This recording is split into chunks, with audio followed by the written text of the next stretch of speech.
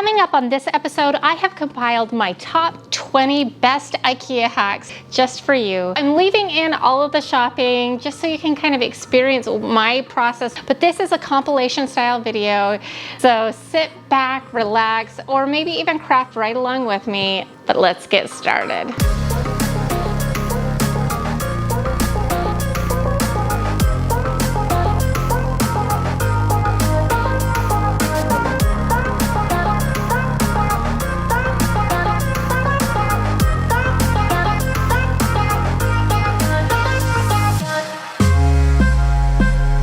It's kind of a random thing to be looking at, but I'm looking at the toilet paper holders here and I noticed this one. Now I ordered one off of Amazon that looks almost identical. I've got a hack already planned, so I'm gonna get this one for $2.99 because I love the price.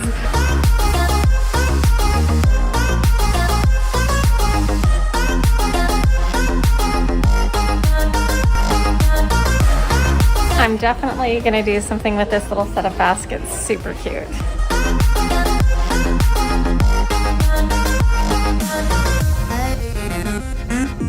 As per usual, I have bought way more than I anticipated.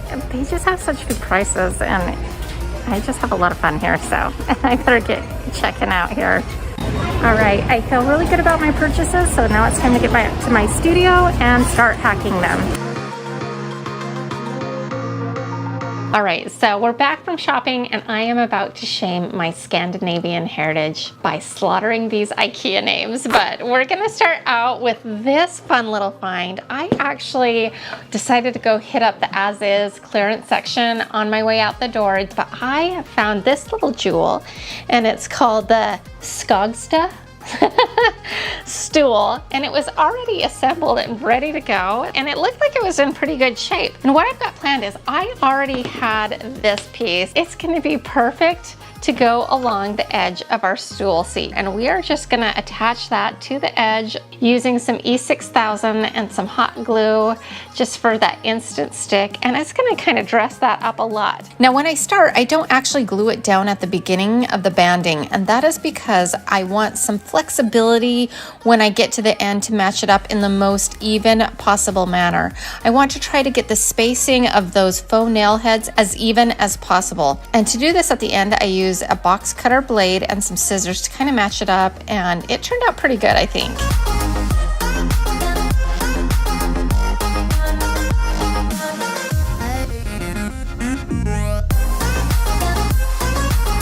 On the bottom of the stool, we also have these screw heads. It just doesn't look very finished or polished, and I want to disguise them. So I have these push pins that you might have recognized from another IKEA hack episode I did, and they kind of match this trim, right? So I'm going to take these outside and spray paint them in black, and we are going to just hot glue these into place to cover up these screw heads. And if we need to take our wire cutters to clip off the tip of it so it will fit in there good, it should be fine.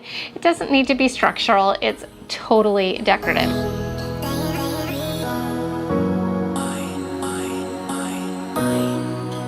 And that's it for this IKEA hack. It's amazing that just adding a little decorative trim and adding some little finishing details can make such an impact, but it does. Whether it ends up in this bathroom makeover that I'm doing or not, it will remain to be seen, and I just really love how this turned out.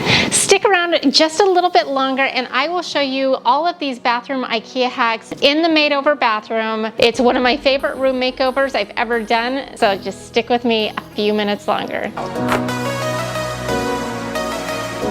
This rug is $3.99. I really like this rug and I feel like it has so much potential to do quite a lot with it. So we are going to just kind of zhuzh this up. It kind of already has this natural like tone on tone French stripe. So I thought that we could kind of just enhance that a little bit by taking a little bit of paint and making it pop a little bit more. We're gonna have a lot of blacks and creams and whites going on in this bathroom. So I thought it would be really cool to add some French stripes to this. Because these natural stripes are so close together, we're going to need to do one stripe at a time.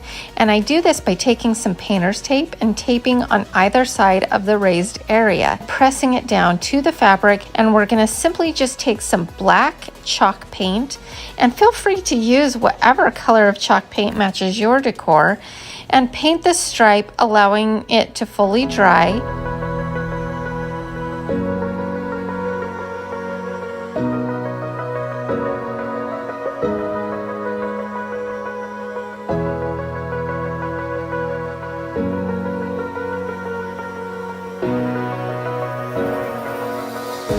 Then we're going to peel back the painter's tape.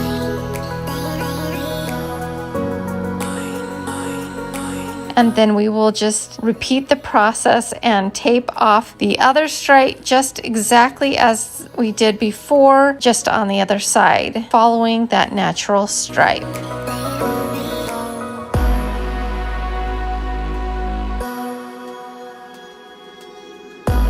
Once that second stripe is dry, we pull back the tape, and this might be our easiest IKEA hack of the day.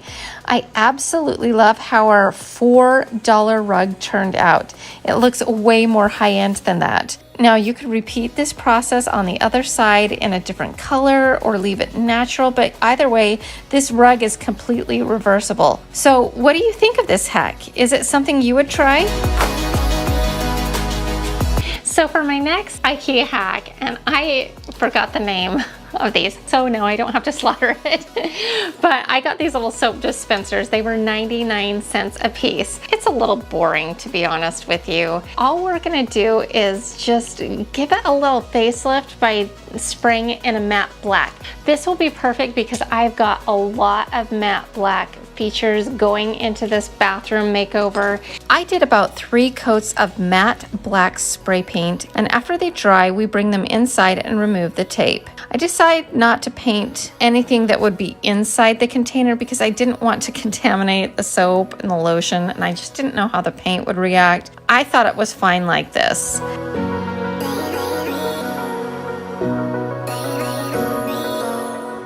Now I made a free printable, and there will be a link for it in the description box below. Just follow the instructions there. All you need to do is print it out on sticker paper. I will link some waterproof sticker paper in the description box as well. And then you just cut that out and then peel off the backing and stick them to your jar. It's as simple as that. When including the sticker paper and the paint, you're looking at about $2.50 to $3 for the pair.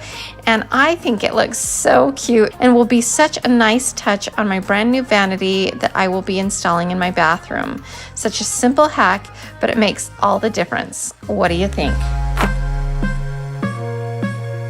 So for our next IKEA hack, we are going to be using the Skogsviken toilet paper holder. I really want to make for my bathroom like a cell phone shelf. I know you're all so stoked about that, but I have this piece of scrap wood, and I'm just going to take it and cut it down outside, and then I just take my palm sander and give it a really good sand down, making sure to focus on the edges to take down those corners so there's no sharp edges.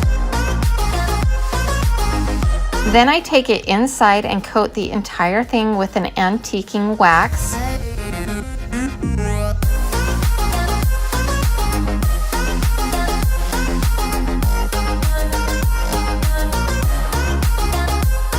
Once that's dry, and to even out the finish a little bit, I just take a little bit of sandpaper and do a light sanding.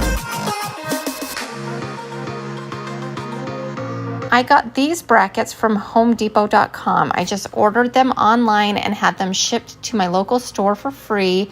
And they're actually meant to be decorative elements for like outdoor timber work. They were about $3.70 each. And now I'm going to just use them as shelf brackets. But as you can see, this hole is meant for really large screws. Well, we don't need that much support for what we're doing. So I went outside and I spray painted some screws and some washers that I had on hand. That way it will just cover up the hole and make it nice and tight. Now that they're dry, we're going to take these washers and screws and attach our brackets to the shelf. And I just use a speed square to make sure the brackets are lined up to the edge. Then I just pre-drill some holes to get the screws started, but being careful not to drill all the way through. Then I take our washer and screw and securely fasten the brackets to the shelf.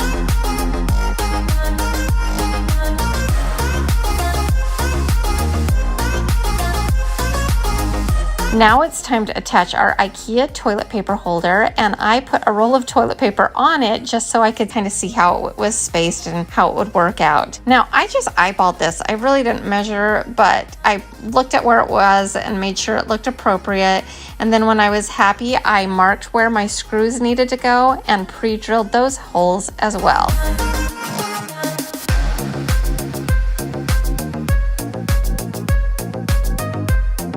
Now, I'm just going to temporarily install this for display purposes, but I will be removing this as this wall really needs to be painted. And you can also see in the bottom right-hand corner of the screen that there is also an existing toilet paper holder that is crazy far away from the toilet. And I want you to think about how hilarious that is when you have kids and how are they going to reach the toilet paper. Just think about that for a second. Yeah, I know you feel my pain. Anyways, we mount it to the wall almost identically as we mounted it to the shelf bracket, except for this time you will want to use some drywall anchors so that it is nice and sturdy, and you also want to make sure it's also level. Again, this is just kind of a temporary solution for right now. I'm not even sure if this is the exact location where I will leave it, as I will be removing it to start my bathroom renovation. Now, I am not one to talk bathroom talk, trust me, but tell me, how handy is this little shelf going to be? You know, you all take your cell phones into the bathroom with you, and then you're constantly wondering where you're going to put it when it's that time. In total, I probably spent just over $10, and I think it's just awesome. What do you think? In my bathroom makeover, I am going to be having some shelves, and I thought it would look really cute to have some baskets with lids. And I was so excited to find these ones at IKEA, but I thought we could dress them up just a little bit. Now, what I was thinking on this one is something really simple. I'm just going to take some buttons from my Dollar Tree button stash, and we are going to sew them on with jute twine to create a button closure. First, I find out where I want to place it, just kind of in the center near the bottom of the lid. Then I simply sew it on through the hole just one time using a large needle, and then I knot it on the back. And then for a little added security, I put a little hot glue on the back as well, but that's completely optional. I repeat this process on the smaller basket with a smaller button.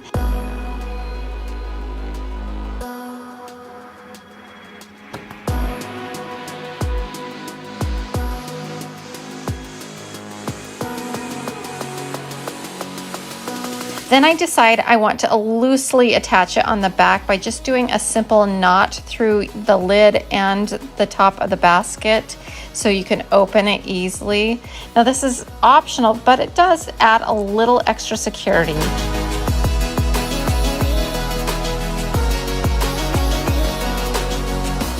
Then we need a little loop for the button to fit into, and I decided to use some wired jute for this, but you could totally just use regular jute as well. I just cut a loop of that and hot glued it into place.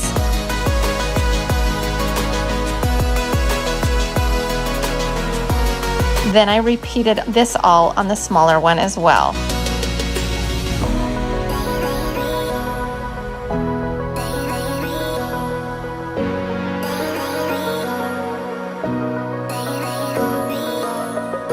This was such a simple thing to do, probably took less than 5 minutes, and it elevated it just enough to give it a lot more personality. And here's that promised peek at our bathroom IKEA hacks in the newly renovated bathroom. If you're interested in seeing this episode, I will link it in the description box below. But now it's time for some more IKEA hacks. I normally at this point would take you inside IKEA. We'd go shopping for some stuff, but we're gonna be doing something a little different this time. We are gonna be shopping my own house. When we first purchased this home, it was a vacation rental, so it came fully furnished with a lot of IKEA stuff. We're gonna be making some of those over today. We are gonna be making over the Hemnes dresser that's in my master bedroom. It's functioned really good for us, but it's a little bit boring. We're gonna just add a little bit of trim and paint and some new knobs, and it will look so amazing. I'm excited about this.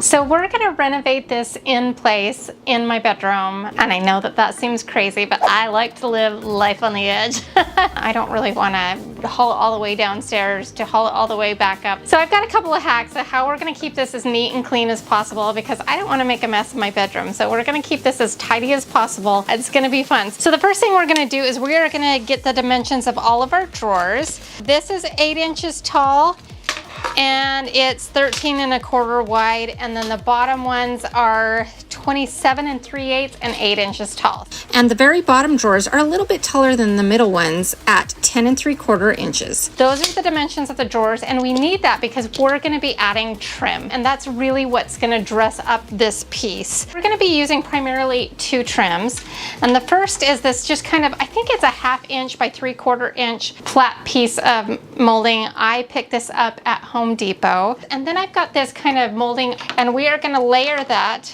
on the inside. That's the trim that we're going to be using. We're going to cut it down to dimensions. Now these are just simple cuts, so you could do these on a miter box. Since I have access to a miter saw, it just makes life so much easier. So we're going to just take them outside, make all the cuts. But before we make our cuts, we need to remove all of the knobs and give the dresser a good cleaning.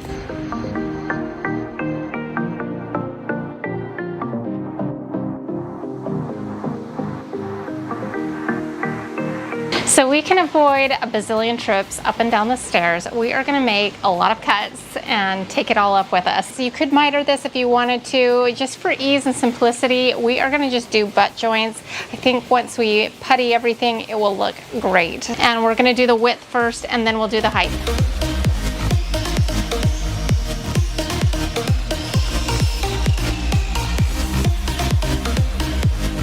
So now that we have all of our outside wood cut, we're gonna just bust this out. I'm gonna be using my brad nailer, and it's gonna just make very quick work of this. So we're gonna start with the top piece. Because there's a little bit of a gap here and there's not on the other ones, I'm gonna try to raise this just a touch. We'll get the first corner on, and then we can make sure it's level from there.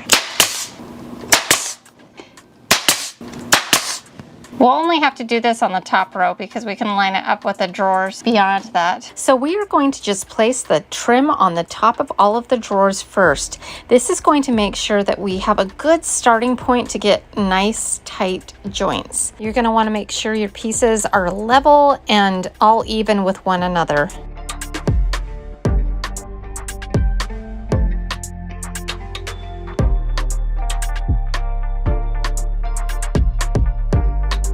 Next, we are going to nail in one of the side pieces and get it nice and secure up against that top piece. Then we are going to take a bottom piece and snug that right underneath that side piece and only stick in one nail on that side. Then we're going to go on the opposite side and put in our other side piece and get that nice and snug. And then finally, we're going to snug up that bottom piece and put a nail on that side, and then you can add an additional nail or two where you think you need them after that. Now I did this different for years, and I would do the top and bottom pieces, and then I would do the side pieces last. And I don't know why I did this, because I always ended up having frustration about them being too long, too short, and ultimately I ended up using a whole lot of putty to fill in the gaps. And I wish that I had figured out this system a lot sooner, because you end up with much tighter joints and needing a whole lot less putty. And so It was just so frustrating before, so I wished I had figured out this process sooner because it just really works well. So I hope that that made sense to you and you can see what I'm doing well, and I hope it saves you some headache going forward. While we still will be using putty, it will be just a whole lot less. And also you can see how easy having a brad nailer makes this job. No more smashed fingers, no more tired arms, and it takes a whole lot less time.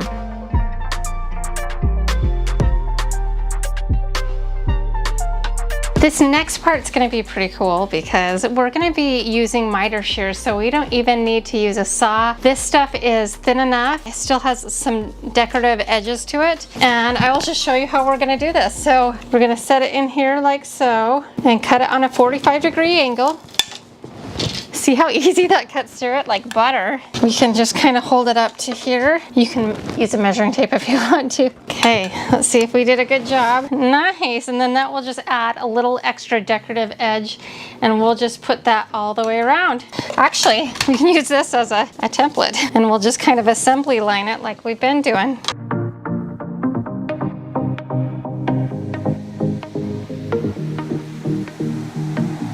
We can get a pattern for this one now. Perfect. Nice tight fit in there. And then we just wrap the inside of the trim on each and every drawer, and this really adds a nice finishing detail.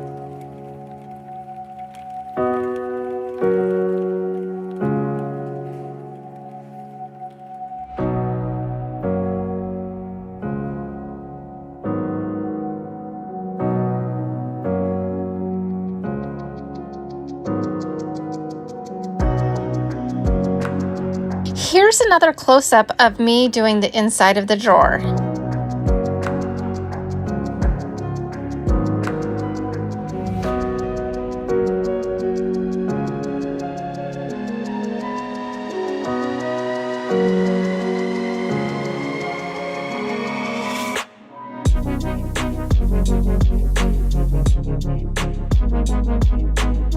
And here's what it looks like with all of the trim on the inside, and this makes me so excited.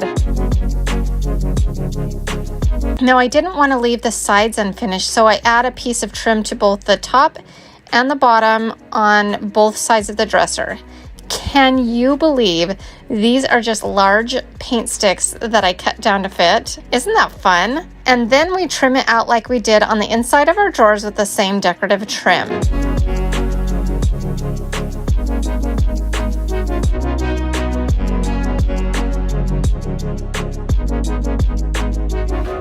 Then we fill in all of the seams and all of the nail holes with putty. We let that dry.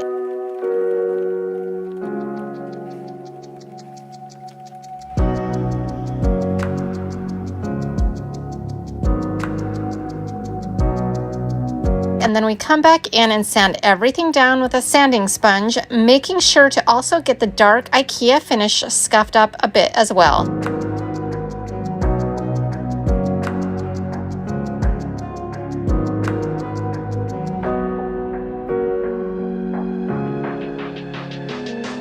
And then we wipe everything down, getting all of the dust, and we are ready to paint. And I promised you a lazy painting hack. Now the proper thing to do is to remove everything from your drawers, maybe even pull out your drawers entirely. But here's a little hack for you.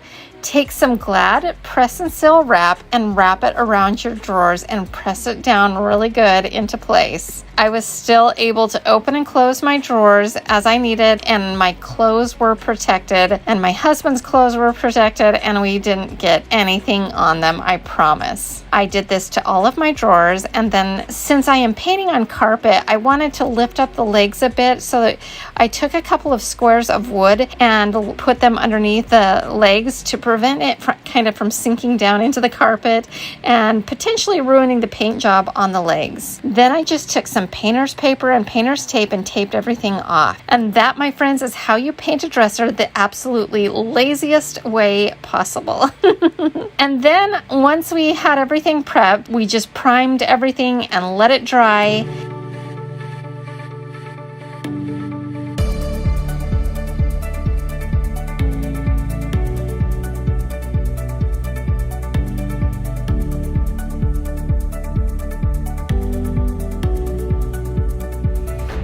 And then I added 2 coats of Dorian gray paint, which I had mixed at Home Depot, but I do think it's a Sherwin-Williams color. And I am just waiting for all of the comments to come in on this, but I promise you, I didn't get a single drop of paint on my carpet or my clothes. Everything worked out just fine.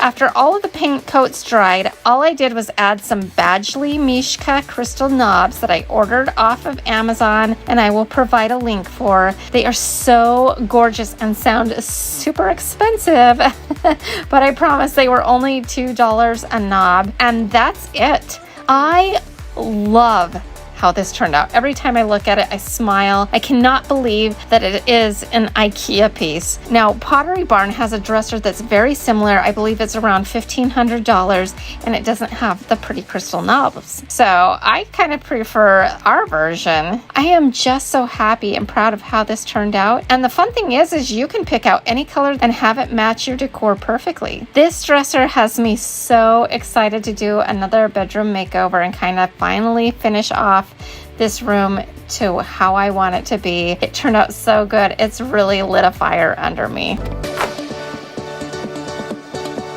For our next IKEA hack, we are going to be using this ball and this cement pot. I just love this cement pot. It is so classy. And we're going to just combine this and make a topiary. It's going to be awesome, but we're going to zhuzh it up a little bit. I found some French labels on Pinterest and I converted them into a stencil that I made on my Cricut machine. I take some gray craft paint that I already had on hand and mix it in with this black chalkboard paint that I recently picked up from the Dollar Tree until I'm happy with the color. Then I carefully paint that on. I allow it to fully dry and then I peel back the stencil. Isn't this so cute? Then I just shove in a whole bunch of floral foam that I have on hand and some random white foam I had as well. And then I also place a wood dowel that was from a previous project that was already antiqued with some antiquing wax. And I just place that in the center and then I make sure it is tight with foam. For some added security, I also add a ton of hot glue around the dowel to hold it into place. Sorry about the blurriness on my camera. It decided to focus on the dowel and it just happened. Then I take some green moss sheets from the Dollar Tree and I cut that out to fit and hide our foam.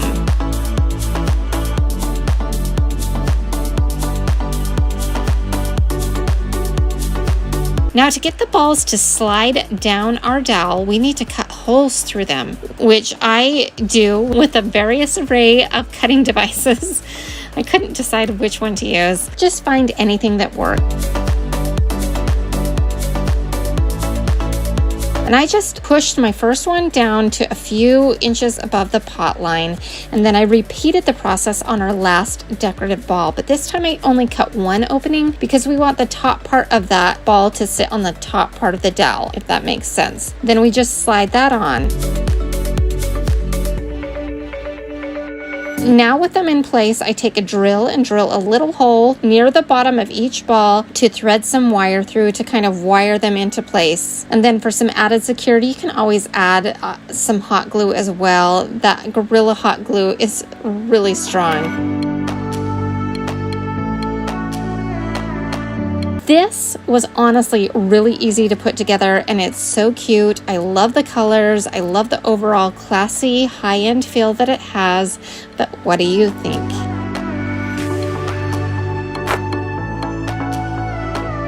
So as a part of our home purchase, we inherited a couple of these nightstands, and as they are, they're a little bit basic, but I want to do just something super easy with them. And so we are going to be taking these Dollar Tree ceiling tin tiles that you can find in the kitchen section, and we are going to put stickers on the nightstand. I don't know how many times as a mom I have said, stop putting stickers on your furniture.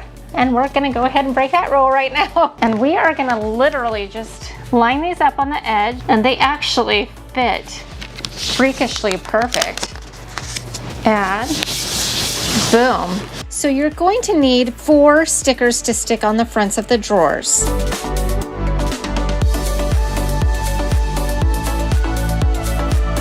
Honestly, I think it kind of looks cool like this. You could almost get away with this, but we're going to design this to the nines and take it up a little bit extra. And so we're going to take some of that same square trim from our dresser upgrade and trim out the outside of the drawer, and then 1 piece for the middle to hide the seams. And you can cut these out on a miter box, but because I have the miter saw, it just does make such quick work of things. Then we just nail them into place, kind of like we did before. Actually, here you see me doing the top and the bottom, and then the sides.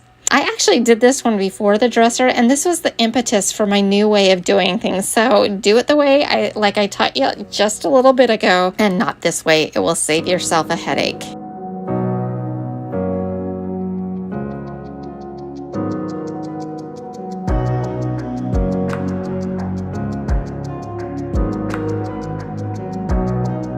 Then I wanted to just finish off the base of the nightstand a little bit more, so I took a piece of flat trim that I believe is 2.5 inches wide and about 1/4 of an inch thick, and I cut that down and nailed it into place.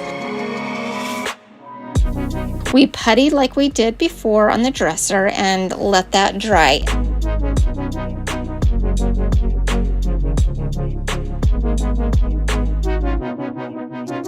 And sand it down.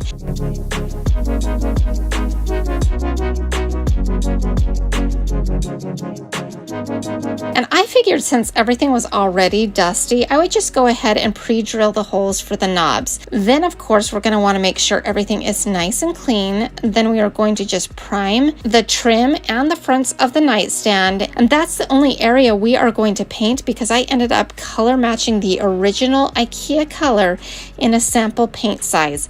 And then we paint 2 coats on the front of the nightstand in that same color, so we avoided having to paint the entire thing, making this super quick and easy. And then I just added some cute crystal knobs, and I absolutely adore how this quick, easy fix turned out. I think this would be really cute in a little girl's room, or even as end tables in a living room, but in my case, I think I'm going to go ahead and just donate these to someone in need, because I don't really have a home for them right now, except for hanging out underneath this window.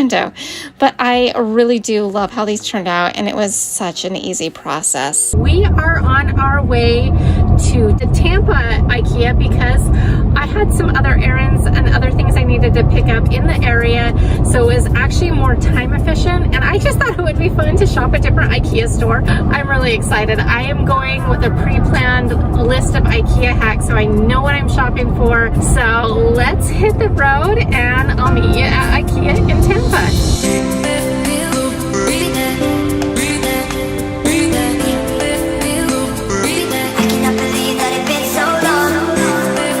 So after about an hour and 20-minute drive, we are here and I am ready to shop. Let's go shopping. So usually for my hacks, I try to avoid the upstairs just to save time, but I wanted to come up here and check on a few things because I have an idea and I don't know if they're gonna have something for it or not, but we're gonna give it a whirl. If it looks weird that I don't have a face mask on, I'm in Florida, I'm vaccinated, and this is okay to do. So I just had to stop because I thought this little vignette was really cute. I am a huge fan of this kitchen. I love an all-white kitchen, and I love the checkerboard pattern. Love the lighting, love everything about this. Sorry, honey, I'm not coming home. I'm moving into IKEA. The famous arrow is showing me where to go. I came here to check out this stool because I had an idea for it. I'm thinking it might be a little bit big for what I want, and the price is not that awesome. I mean, it's $25 for a stool, that's great, but for what I need it for, it's a little too pricey. Now they do have a stool over here that I like the price of much better, which is this, $5.99. I still think it's too big, so I might have to come up with another idea. Now I want to get out of the furniture section and get down to the marketplace, which is where I'm going to get all of my hacks.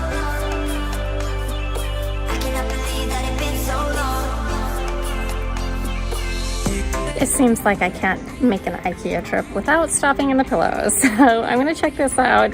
I definitely need some inserts for some pillow covers that I ordered off of Amazon.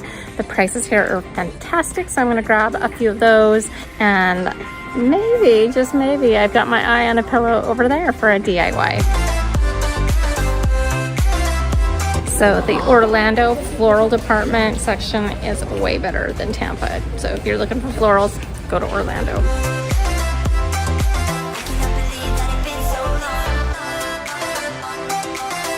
So one that I was most excited about, they are out of, and that's a real bummer. I tried to talk them into selling me a floor model, but they said no. I better leave before I buy all the other things.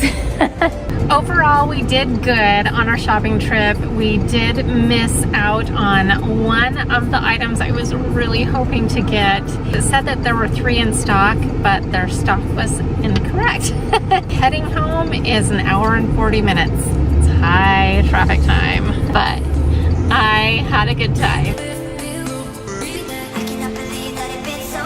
So we are back from our adventure. Watch me slaughter this. The Curry's Blood planter. I hope I got that right. We are going to be transforming this into a tabletop fire pit. Now the terracotta kind of exterior of it is a little bit too orange for the look that I'm going for. I found this Gorilla water sealant, and it says that it's paintable, and none of the other ones that I looked at said it right on the front and made it easy for me. Maybe they are as well, but I wasn't going to take the time to read all the tiny print. And you don't have to do this, but terracotta is very porous and it can really like suck in the paint, so I thought this would be good. So I'm going to start by spray painting the exterior in a black, and we're going to get the top rim. That's going to be in a satin black.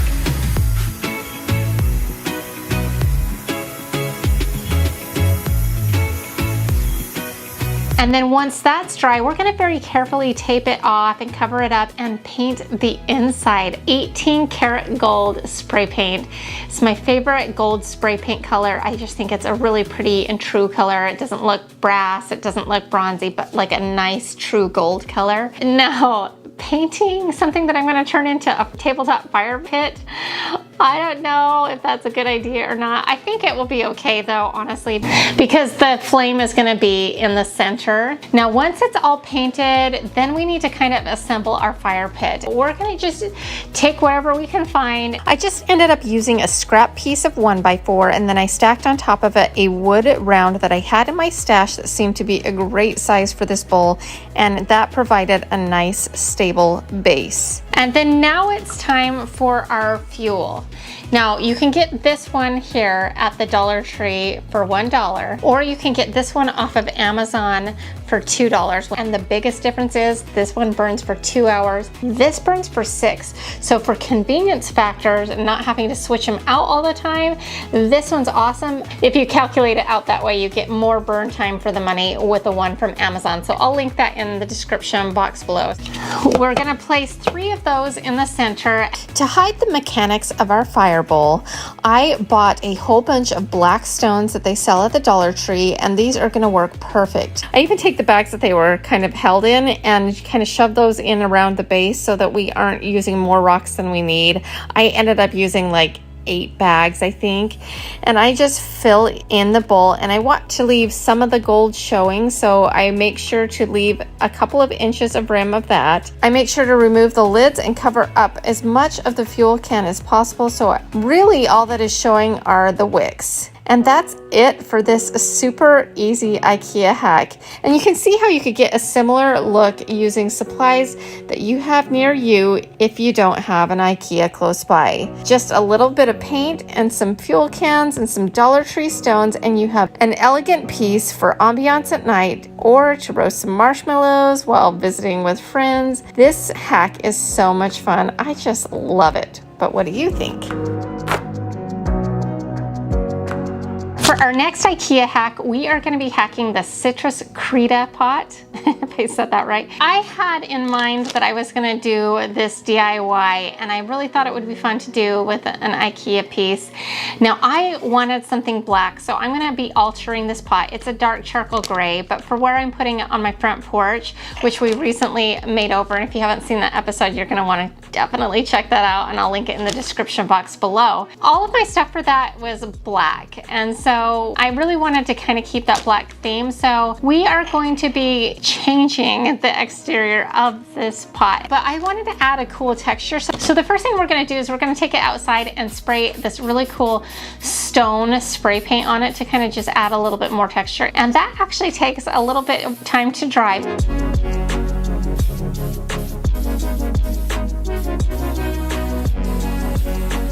But once it does dry, then we're gonna go over the top of it with a black spray paint.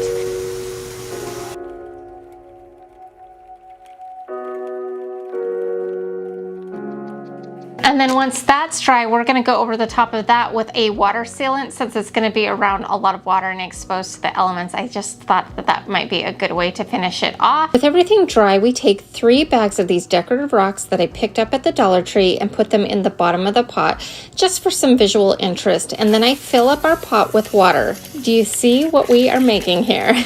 I fill it right up to the rim with water, and then I place it on this decorative stand that I picked up at Lowe's for about $9. Now this is the stand that I decided to go with in lieu of the stools that we looked at on our IKEA shopping trip, and you can see that this is a much better size. I got this solar powered little water fountain device off of Amazon, which I'll link below. You can hear it, it wants to work right now. And we're just gonna set this in the water, and it's gonna spout out a little water feature, and it's all powered by the sun, no fancy thing. It just kind of floats around in the water. Now here are a couple of things to note with this solar powered water fountain. It actually works surprisingly well, but it only works in full sun.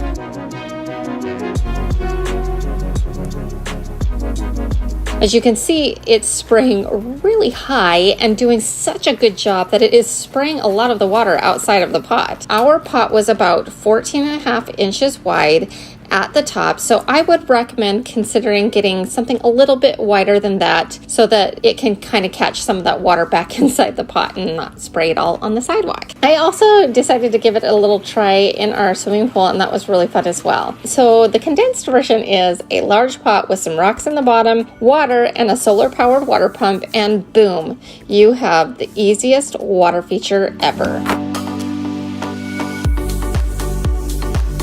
So for our next DIY IKEA hack, we are doing the chili pepper pot. I think I said that right. We are taking this pot and we are going to be creating an umbrella stand / end table. We are going to take a PVC pipe and cut it down to fit underneath. And then I'm going to take some Gorilla Tape and kind of like tape it down to the bottom right in the center. And then we are going to put cement in the bottom. Now, I'm not gonna fill it all the way up because I don't want it to weigh 1,000 pounds, but I do wanna fill it up far enough that I feel like it will be heavy enough to hold an umbrella in place if the winds pick up and not be tipped over. And that ended up being about 40 pounds of cement. And I just added that little by little, adding water each time and kind of mixing it up as I went. And then when it was full enough, I kind of just bounced it a little to even everything out and have it settled down. And then I wiped all the edges and cleaned up any mess on the rim and let that dry overnight. While that's setting up, I'm going to take a wood round, a decorative wood round that you have seen me use on this channel in all of my Way Cool Dirt Cheap episodes. I've used these wood rounds for trays. I've used these wood rounds for a lot of things, and I thought it was the perfect size and kind of thickness to create a little tabletop. We're going to mark where center is, and then I take a 1 1/4 inch hole saw and saw out a hole. And my battery on my drill was kind of dying in this process. So I ended up having to pause while it charged, but it eventually did make it through. Then I simply stained the top in a briar smoke gel stain, which is the same kind of undertones as our pot is, and I let that dry for a few hours.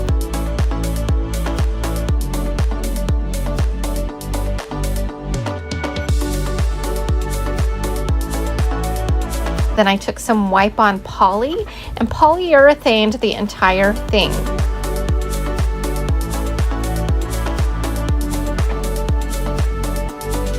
Once that was dry, we put our top onto the pot, make sure the holes are centered up, and then we slip our awesome new cabana striped umbrella in through the holes, and that will hold everything together where it should be. I don't permanently affix the tabletop because you never know when you need a little extra hidden storage. But I just adore how this turned out. It is super stable and it's quite heavy for me to handle, which is good, I think, because it means the umbrella is not going anywhere. Now here's something extremely awesome about this umbrella. It has solar powered LED lights and it lights up at night, and it has like an on-off switch and everything. This was just another opportunity to add some ambiance in a place that people want to hang out at night. But again, this is a shockingly easy DIY IKEA hack that you could also do with stuff from your local home improvement store. All right, so for this next one, we're doing a double hack. We are doing a fake plant and a boys and bar little pot. Basically, this is gonna go inside here and you could leave it as is, but for me, I like to design things to the nines, maybe a little bit over the top sometimes, I don't know. I created this little stencil that we are gonna actually put on the front of our pot.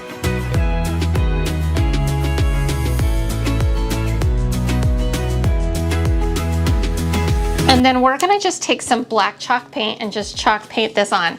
Now, this little stencil is my definition of feka for the name of the plant. It translates to fake or a plant that you can't kill but still looks real. And if you watch my channel, you know that if I put things in a pot, I'm a serial plant killer. And I don't mean to be, but I just end up killing plants. I just put this silly little definition together for this. Now, if you don't have the ability to cut a stencil, I have not forgot you. I have a free printable, which I will link in the description box below.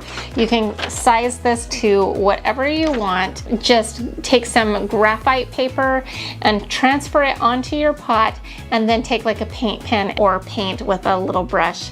I've done this like on pillows and all kinds of things in the past, and it works out really great. I've been seeing all these plant stands around, and I thought it would be really fun to create a little plant stand. So I have a 3/4 inch dowel that I picked up at Hobby Lobby for $1.50.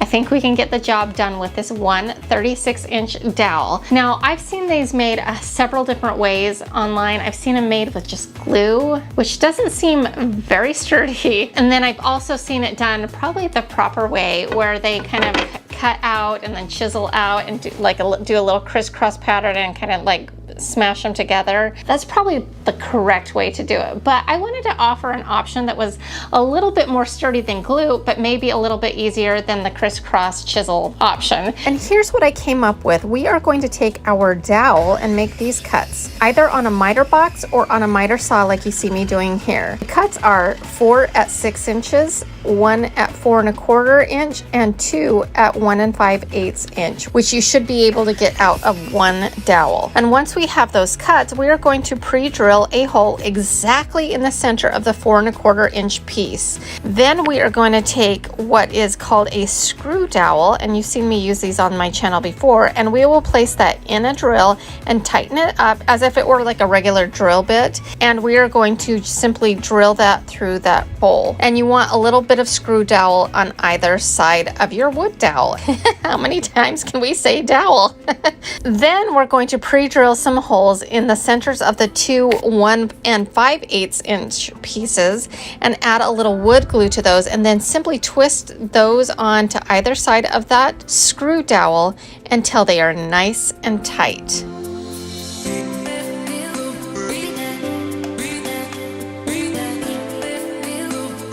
Then I took mine outside so I could use my nail gun to then glue and shoot nails into the legs, and I kind of propped it up on a 2x4 board to keep everything the same height while doing this. If you don't have a nail gun, you could use smaller screws on each of the legs, or just use some finished nails and nail them in by hand. Then you can fill in those nail holes with some wood putty, or there's a little hack that I recently learned that will give you the perfect match. and it's next to free. You can just take a little tiny bit of that wood glue and some of the sawdust from your cutoffs and kind of mix that together with the glue and fill in those holes that way. And once that's fully dried, you give everything a good sanding and do a clear coat over the top and let that dry.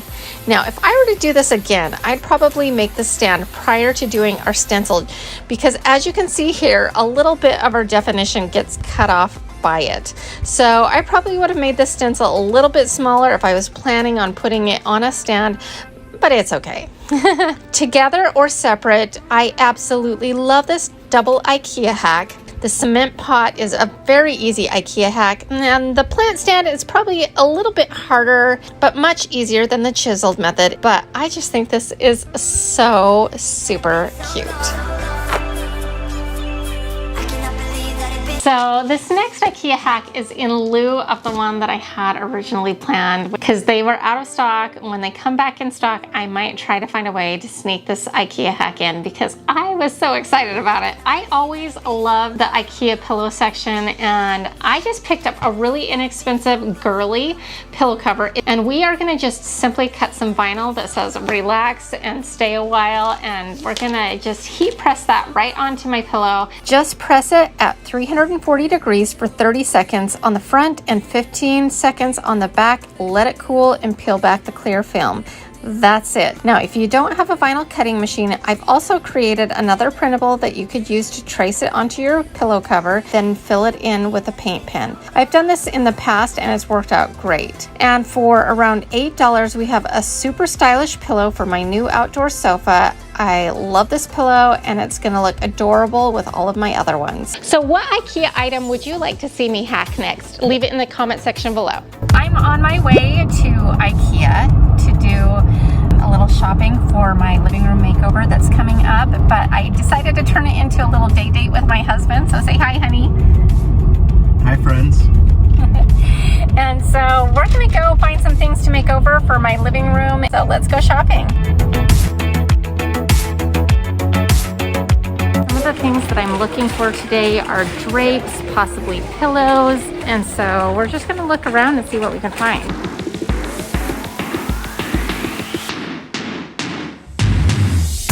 Okay, so they have these really beautiful, like canvas linen-y looking pillows here, and I have a really good fun IKEA hack that I think we can do with these, so I'm gonna get some of these. So I've decided I want to do something a little bit more neutral on for my drapery, and so these rip-back curtains are awesome, and there's a really cool hack that I know that will give it a much more high-end and tailored look, so it looks like you had them custom made, and so I'm really excited to show you that. So we're going to get some of these, and 118 inches long. This is exactly the kind of thing that I'm looking for.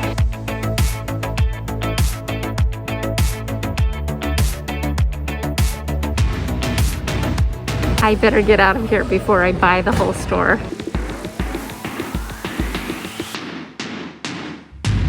So we're back from our shopping, and I've had a day to think about what I'm gonna do with these items, but now we're about ready to implement. Prepare for me to just slaughter these IKEA names. I apologize. So the Joe Fred pillow cover, we are gonna hack, and I really like this. It's got a really cool texture to it, and we're gonna be doing a French document stamp on the front of this pillow. I got a free printable, and it comes in 4 pieces, so we're gonna have to separate them and put them together.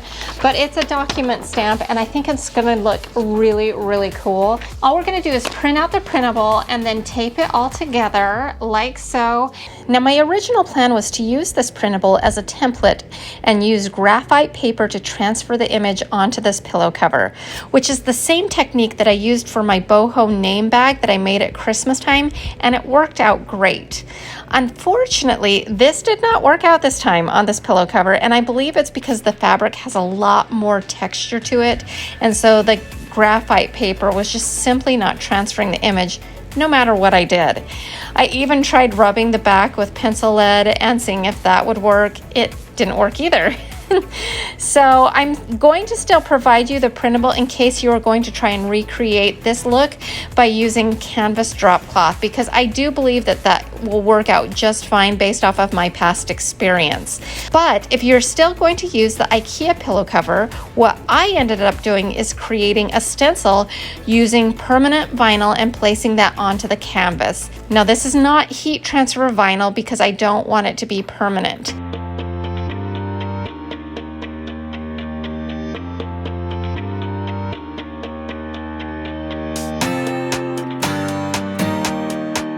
Next, I use gold marker, which actually ends up looking a little bronze on the canvas, which is perfect, and I filled in the stencil. Now, I put something in between the pillow to prevent any possible bleeding. It's pretty thick fabric, so it didn't really bleed through too much. Now, you could use black marker or even a gray marker, but for my color palette, that gold marker that looked a little bronzy was perfect. Now, if you don't have a vinyl cutting machine and you still wanted to use the IKEA pillow cover, you can get a stencil of your choosing from any craft store and just fill it in using the same technique.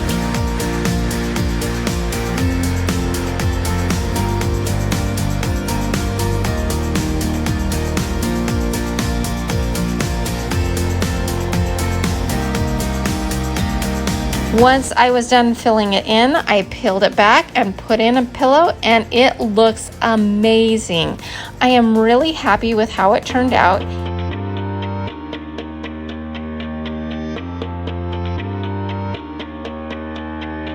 So for my next IKEA hack, I am so excited about it because I've been planning on doing this for months and months now. So I customized some other curtains, but I feel like that with the direction that I'm taking my living room in, I'm kind of changing the style and the color palette to something that I like a little bit more. When I originally started designing our home, we were designing it with the idea that it would be a vacation rental. So I don't know if that's the direction we're gonna take anymore, and so I decided to just decorate it for me.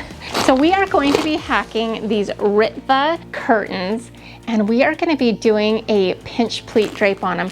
Now, I don't know if you've ever priced out custom pinch pleated drapes, but they can get really pricey. I worked as a designer, and so I know that it can run you over $1,000, even up to a few $1,000s. So IKEA has really hooked us up in this department because the Ritva curtains are already set up to easily become pinch pleat drapes, saving you thousands of dollars. Using some simple pleating hooks, which I will provide an Amazon link for in the description box below.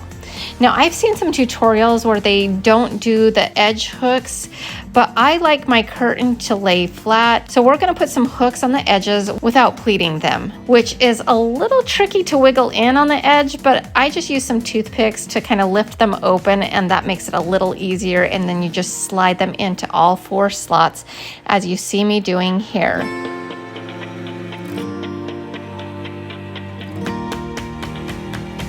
Then you're going to go on to the other side of the stringy tab and start your first pinch pleat section. Now ignore the location of where I'm doing this at because I should have been doing it right next to the outside one, and I end up fixing that in just a second, but the battery died on my camera. But it's the exact same process, which I'm going to try and explain this the best I can, but try watching what I'm doing as it may be a little tricky to explain, but once you understand the concept, it's really easy to do. So what we're going to do is we are going to put our first prong into the first loop, then we're going to count over 5 loops, and then we're going to put the second prong into that loop, and then 5 more, and then 5 more until all 4 prongs are in loops. Then you're going to gradually slide that prong up, catching all of the loops in that row until the bottom of the prong has stopped and is firmly into place. Make sense?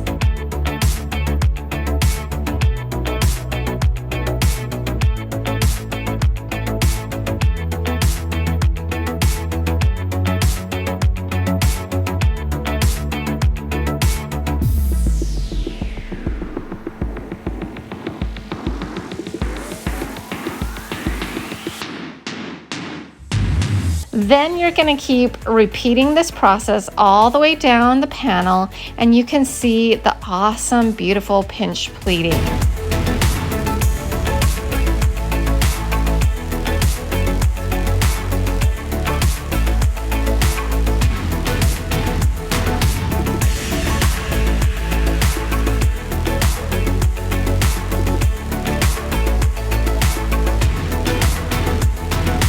Now to finish it off, we are going to take a thread and needle and we are going to sew back and forth, back and forth, back and forth at the base of the pleat.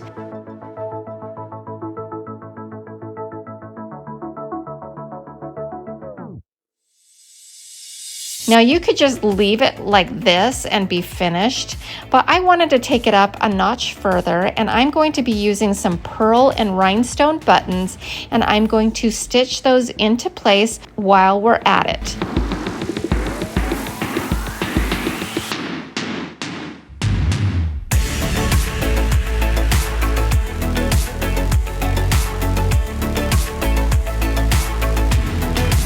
Then to finish it, I knot it off.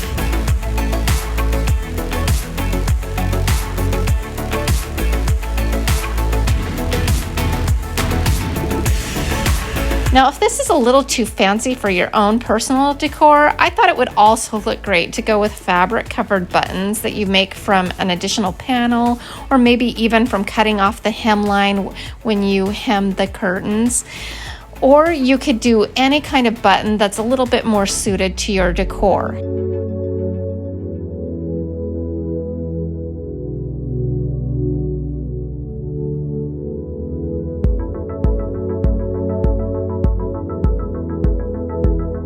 Finally, to hang it, I got these curtain rings, and you simply just slide the hooks into the little hole on the rings and hang your drape.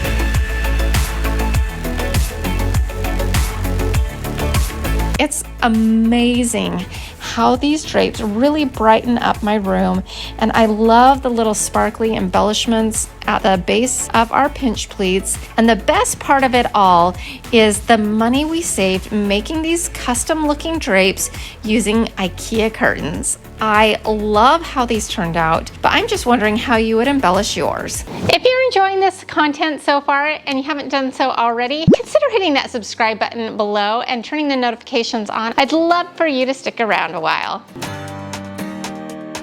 All right, our next IKEA hack is we are going to be hacking the Hector standing floor lamp. Funny story, I had actually purchased a lamp that was very similar at Home Goods, and when I saw this lamp at IKEA, it was actually a little bit more stylistically what I was looking for, and it was $30 cheaper than the one I had purchased. So I returned that one, and on that trip I ran into two viewers. It was so fun, Susan and Carmen. It was so fun to meet you, and that was awesome. I just want to show you how easy it is to kind of just elevate these IKEA pieces by simple, easy things. This is how easy this is going to be. We're going to take it outside, leaving it mostly packaged and removing just the shade. I take some painter's tape and I taped off what I didn't want spray painted, and then I simply spray painted a couple of really light coats of metallic gold spray paint and let it fully dry. Then assembly is also really easy. All you have to do is just kind of screw everything together real nice and tight and then put the shade on, and that's it. Now, I really like this color. It's just gorgeous, but there's a really good chance that I will end up spray painting the bronzy color black, since my wall sconces that are just above it are very similar in look and style, and they are a matte black. So I will probably let the gold really cure over the next several days, and then I'll probably take it back outside and paint the rest black. But if those sconces weren't there, I probably would just let it be, honestly. And how easy was that, folks? Seriously. And doesn't it just elevate it just enough? I was looking at some similar lamps on Pottery Barn, and they were literally over $300, and mine was $45. What do you think? Now, wasn't that last IKEA hack so shockingly easy? Well, I've got another shockingly easy one for you. I grabbed this black globe. I think it's called the Lindrade globe. It looks like kind of like a chalkboard. And I thought it would be fun to put this image on here. It says, "Be the good you want to see in the world." Get it? Anyways, so I just thought we could transfer this image onto this, and we can use that same exact technique that we used to do the pillow cover. It's gonna be a little trickier because it's curved surface. Now I'm gonna cheat, and I made myself a stencil on my Cricut machine just because I have it. Why not use it? It makes life so much easier. And we're gonna just put this on our globe. And it's going to be tricky. It's not going to want to go on there very good because it's such a curved surface, but I think if we do it very carefully, we can get it on there just fine.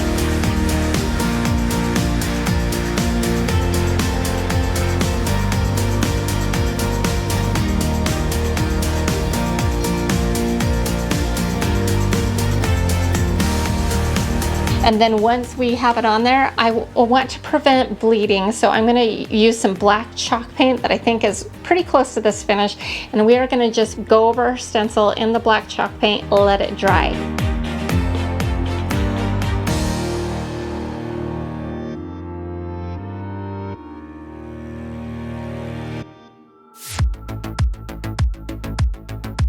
And then once it's dry, we are gonna use some white chalk paint and just fill in our stencil. So whatever way you decide to do this, whether you use the stencil or the image transfer, I think it will work great and it will turn out so cute.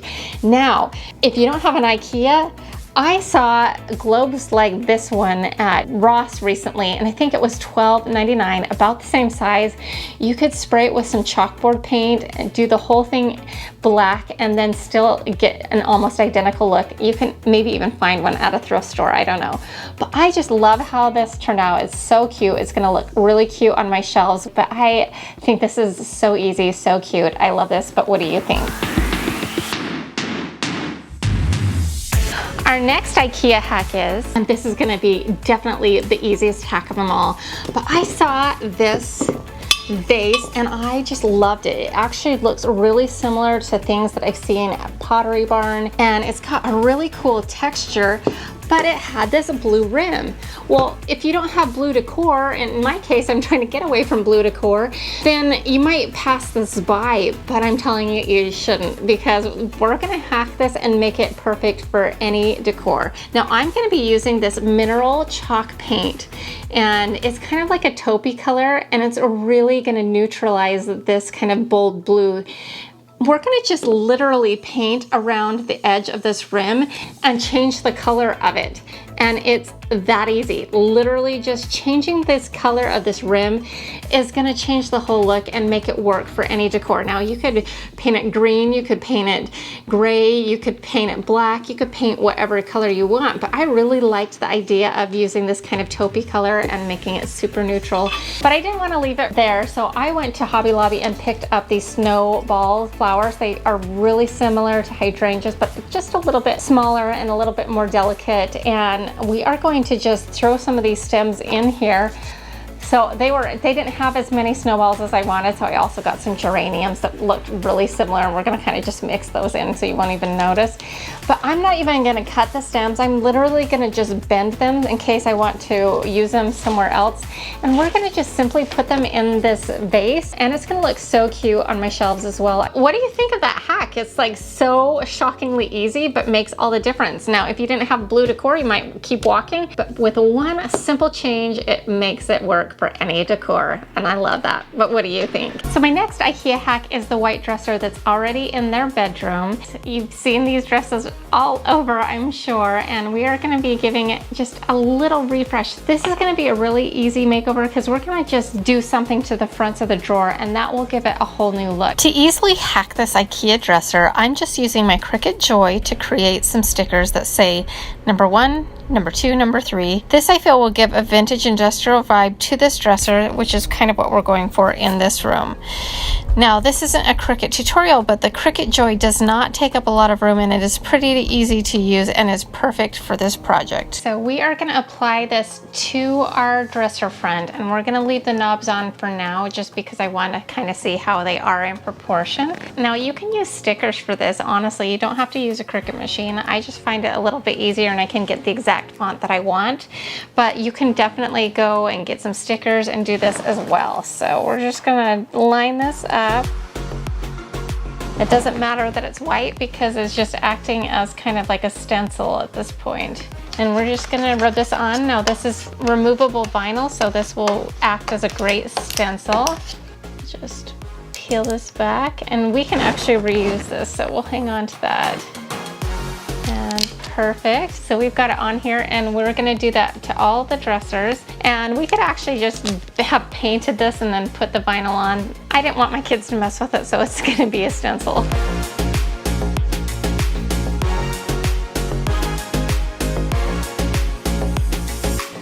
Perfect. I don't know if you can see that very well because it's white on white. So before we paint, we're gonna remove the hardware, and that will make painting so much easier.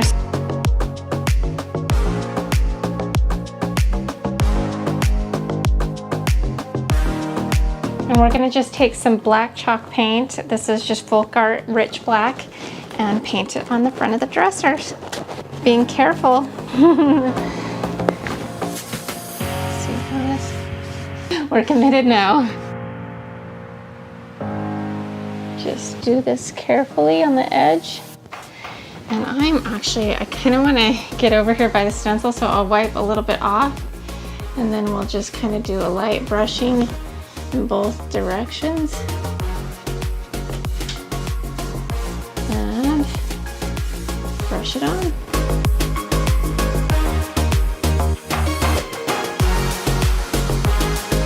Two light coats are better than one heavy coat, I found. It's just better to do it that way. You'll get a better finish. It's just better to be patient.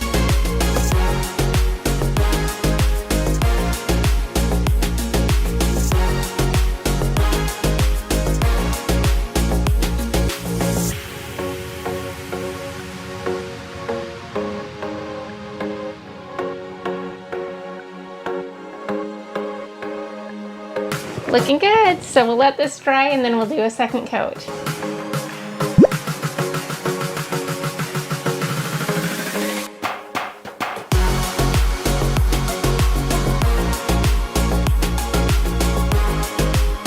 Now the moment of truth, we're gonna remove our reverse stencil with the stickers and we'll see what it looks like.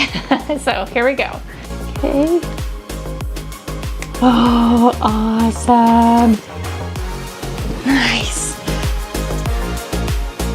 Okay, that's pretty cool, right? And then we're gonna just peel off the bottom two stickers and replace the knobs. And this hack is done. I love, love, love this IKEA hack. It just goes to show you with a tiny bit of paint and a couple of stickers what you can do to change up the look of a dresser. I have maybe $2 invested in this, and I think it makes a huge impact.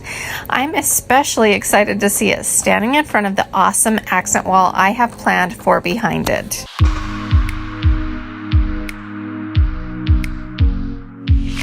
Okay, so this is the piece that we're gonna be working on, and this is an IKEA Malm 3-drawer dresser. So we're gonna start by adding some trim, and what I have here is a 1.5 by 36 inch, and it's a 1/2 inch thick piece of craft wood that I picked up at Home Depot. It was about $2.50 for this here, and you can do this like one of two ways. You can either measure it out, which is a good way to go, but a lot of times what I like to do is just hold it up and take a pin and mark the back side. So now I'm gonna take you outside to show you how to use a miter saw. All right, what do you think of the glasses? Aren't they attractive? Well, being safe is attractive. You just don't want anything getting in your eye and causing any damage. It's just not worth it. We are gonna take our piece that we have marked, and we are just gonna set it down here on our miter saw. This is a Chicago Electric. It was very affordable. This is like a perfect starter saw. In order to work the saw, we release it by pulling in that button, and then here you pull it in, and then you pull on that, And that starts it up. So let's make our cut. Hey, honey. You like You're so hot. My husband thinks I'm hot with these glasses on, so it's okay. All right, so for this next part, I am going to be using my most favorite power tool, and that is my finish nailer that's hooked up to an air compressor. So to switch these out or to put them on in the first place, you simply pull back this little thing right there and insert that in and then let it go. I like this dial to be right in the middle. So that's 150 here and 80 here. And you'll know if you need more pressure or less pressure by how far the nail goes in. So if it's not going all the way into the wood, you know you need to turn this dial right here and increase the pressure or decrease the pressure. And then all you do is turn it on. All right, so I've got this laying down on its back. It's just gonna make it easier for us to work with it. So what we're gonna do is we're gonna flip it over and just pick one side. And I'm just putting a little bit of Gorilla wood glue on the back, and this is just to kind of add a little bit of security. And then we will flip it over right up here by the top where we're gonna line it up. And I'm just gonna jiggle it a little bit to kind of work out some of that glue. And then we are going to take our favorite tool, the finish nailer, and we are just gonna pop a few nails in for good measure. So I do it one side and then the other side, and then one in the middle. And that should be good. And then we'll just do this on all of it. And then if you have any wood glue squeeze out, just kind of wipe off the excess with a rag or your finger like me. So we've got our extra piece that we're gonna use for the side slats. And what we're gonna do is just measure in between. So I can see that it's slightly under 5 inches, just barely. And so we're gonna make that mark. And then we're gonna go cut.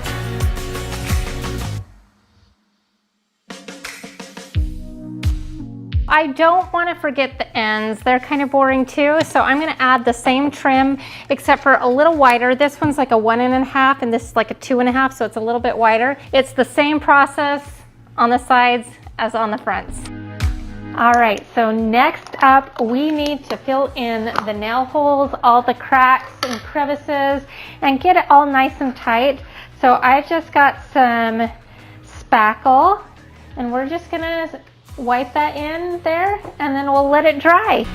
All right, so we're all spackled, and it looks good. We've got to let this dry, and we worked hard. So it's a chocolate break time.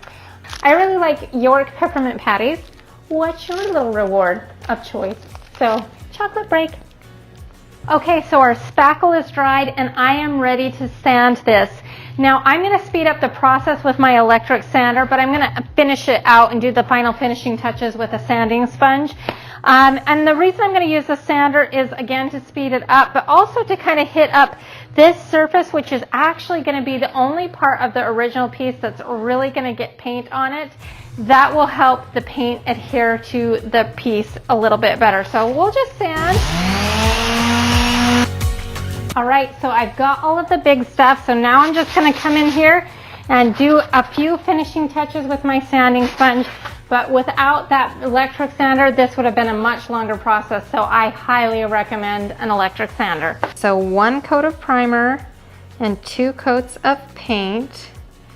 And that is on everywhere that is not receiving a mirror. I have my mirrors and we get to make this look so glamorous. But before we permanently attach our mirror to the drawer, I want to do a dry fitting.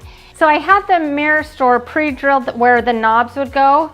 And so I just want to pre-drill those in the wood, and it fits like a glove. So then what we're gonna do is we're gonna take a Sharpie, and then we're gonna just mark where the knobs go.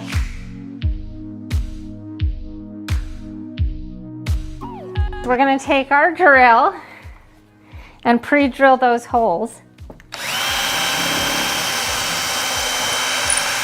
So now that we've got our holes drilled, we are gonna just apply some of this liquid nails, and I'm just gonna do it kind of in an S shape, and then put your mirror right into place.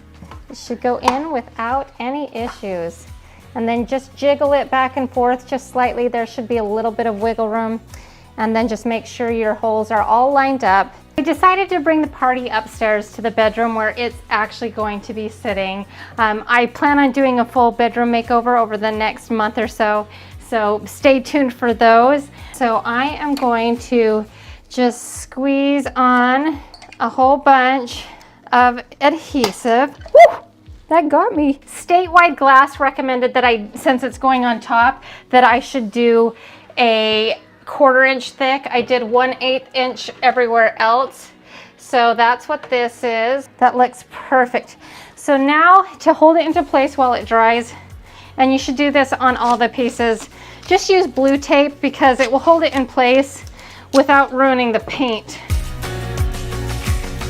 All right, there's a reason why this is going in mommy's room and not a kid's room, and it's because it does fingerprint, and we've handled the mirrors a lot, so now it's time to clean them off and get it all sparkly.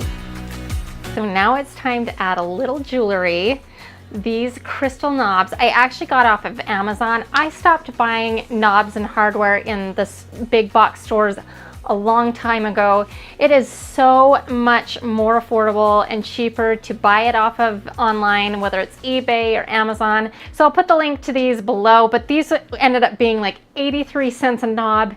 At the big box stores, it was going to be $4 a knob, so this is a huge savings and it's something I highly recommend. One little side note, because we did add the mirror, we do need to get a little bit longer screw, so I went out and got 1 1/4 inch. They come with 1 inch, so just hang on to those for another time. You might need them later. You want to be sure to put these on just tight enough that they're on secure and not so tight that it cracks your glass, so just be careful of that.